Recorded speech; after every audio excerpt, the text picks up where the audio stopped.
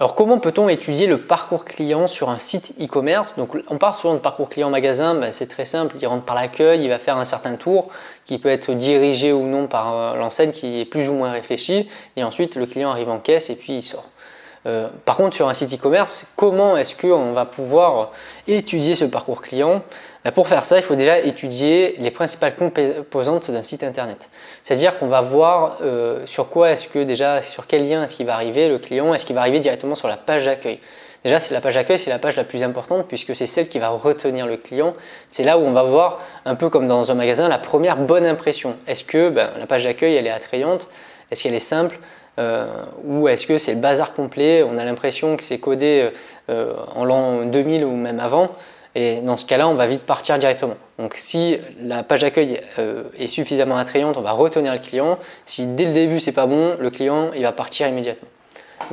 Et également, vous allez avoir la barre de recherche et les filtres que vous allez pouvoir proposer aux clients. C'est-à-dire que vous allez organiser votre boutique d'une certaine manière avec des pages, avec des catégories de produits et des familles de produits.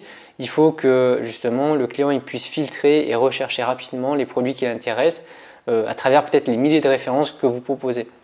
Après, il va falloir étudier sur le parcours client, une fois qu'il est passé à la page d'accueil, peut-être qu'il a recherché dans la barre de recherche un produit, il faut voir un peu s'il va sur les menus de navigation et sur lesquels qui vont permettre justement de hiérarchiser toutes les familles de produits entre elles, en famille, sous-famille, etc. Après, il faut voir un peu ce que fait le client sur votre boutique. Est-ce qu'il va cliquer sur un certain bouton, sur des boutons, par exemple sur le bouton d'appel à l'action, par exemple se connecter, donc se connecter à votre compte ou ajouter au panier qui est le plus important et bien sûr valider le panier qui est vraiment le plus important pour une entreprise ou effectuer le paiement évidemment. Après, vous avez aussi des pages de contact et de service client. Un client qui va sur ces types de pages-là, c'est qu'il a soit une interrogation, une question tout simplement, ou qu'il a un problème qu'il ne sait pas résoudre et il a besoin de contacter le service après-vente par exemple. Après, pour étudier un peu le parcours client sur un site e-commerce, vous allez voir un peu justement sur les types de pages qu'il va aller. Et il va justement ajouter au panier, supprimer peut-être, ajouter des quantités et il va peut-être aussi faire du cross-selling, de l'upselling. Donc tout simplement, il va avoir des produits complémentaires qu'il va rajouter au panier. Donc il faut se poser la question, quel type de cross-selling ou d'upselling est-ce qu'il a eu?